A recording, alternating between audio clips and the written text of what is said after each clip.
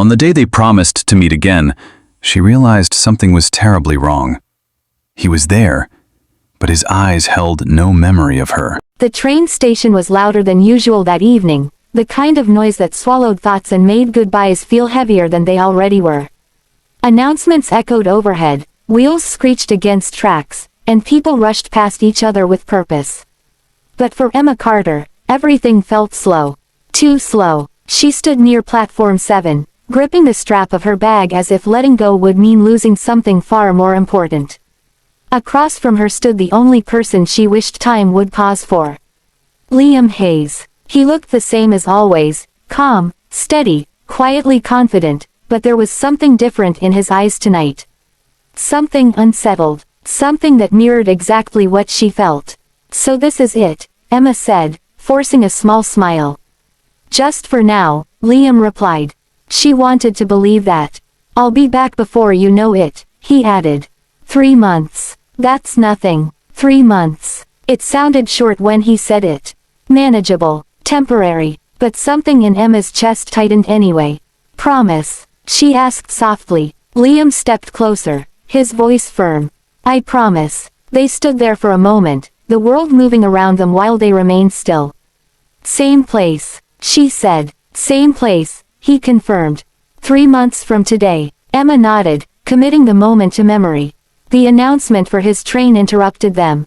Liam glanced toward the platform, then back at her. "I should go." Her throat tightened. "Yeah," but neither of them moved. Not right away. Finally, Liam reached for her hand, squeezing it gently. "Hey, we've handled worse than this." Emma laughed quietly. "Have we?" "Not really," he admitted, a small smile breaking through. "But we will." That was Liam, always steady, always finding a way to make things feel possible. Emma took a deep breath. "Okay." He hesitated, then pulled her into a quick embrace. It wasn't long, but it was enough. 3 months, he reminded her. 3 months, she echoed. Then he stepped back, grabbed his bag, and walked toward the train. Emma watched him go, her heart pulling in a way she couldn't explain. He turned once before boarding, lifting a hand in a silent goodbye. She smiled and waved back. And just like that, he was gone. The train doors closed, the engine roared to life, and within minutes, the platform felt emptier than it ever had before. Emma stood there long after the train disappeared. Something about that moment felt final. But she pushed the thought away. 3 months. He promised. The first few weeks passed quickly. Texts, calls, late-night conversations that stretched into early mornings. They shared everything, stories, jokes, plans for when he returned. It felt normal, until it didn't. One evening, Emma stared at her phone, waiting for his usual call. It didn't come. She frowned, checking the time. Maybe he was busy. An hour passed. Then 2. Still nothing. She sent a message. "Hey, everything okay?" No response. Her chest tightened slightly, but she told herself not to overthink it. The next morning, there was still no reply. That wasn't like Liam. Not at all. She called him. Straight to voicemail. Now the unease was impossible to ignore. Something was wrong. By the 3rd day, Emma couldn't focus on anything else. She tried calling again. Nothing. She reached out to mutual friends. No one had heard from him. That's when the worry turned into something sharper. Fear. Days turned into a week. Then 2. And still, nothing. Emma felt like she was living in a constant state of waiting, her mind running through every possible explanation, none of them good. Then, one afternoon, everything changed. A letter arrived. It wasn't from Liam. It was from a law firm.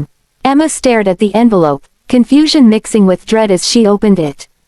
Her hands trembled as she read. "Regret to inform you." The words blurred together, but the meaning hit her like a wave she couldn't escape. Liam had been in an accident. A serious one. He had been hospitalized. Emma's heart raced as she read further. But that wasn't the worst part. No record of immediate family. Attempts to contact. Condition unknown. She dropped the letter, her mind spinning. Why hadn't anyone told her sooner? Why wasn't he answering? Because he couldn't. Without thinking, she grabbed her keys and rushed out the door.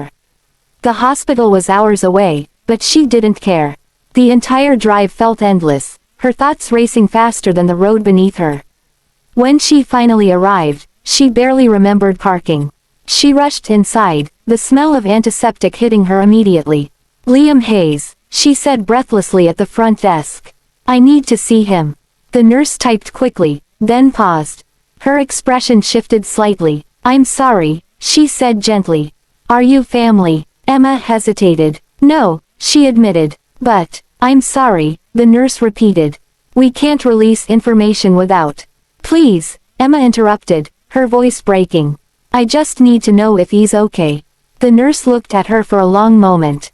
Then, quietly, she said, "He was discharged." Emma blinked. "What? A few days ago." Relief flooded through her, quick, overwhelming. "He's okay. He was stable when he left," the nurse said. Emma let out a breath she hadn't realized she'd been holding. "Do you know where he went?" The nurse shook her head. "I'm sorry." Emma stepped back, her mind spinning again. He was alive, but where was he? Why hadn't he contacted her? Nothing made sense. She returned home that night more confused than ever. Days passed, then weeks. Still no word. The 3-month mark approached faster than she expected. Emma stood in front of her mirror that morning, her reflection looking more tired than she remembered. Part of her didn't want to go. Part of her was afraid. But a promise was a promise. And Liam had never broken one before. She made her way to the station, her heart pounding with every step.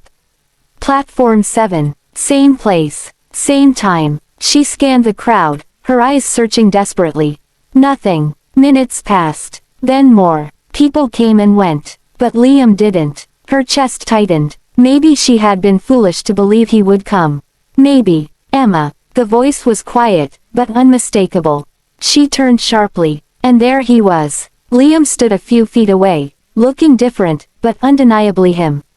A faint scar traced along his temple, and there was a weariness in his posture that hadn't been there before. But he was there. He was real. Emma's breath caught. Liam. For a moment, neither of them moved.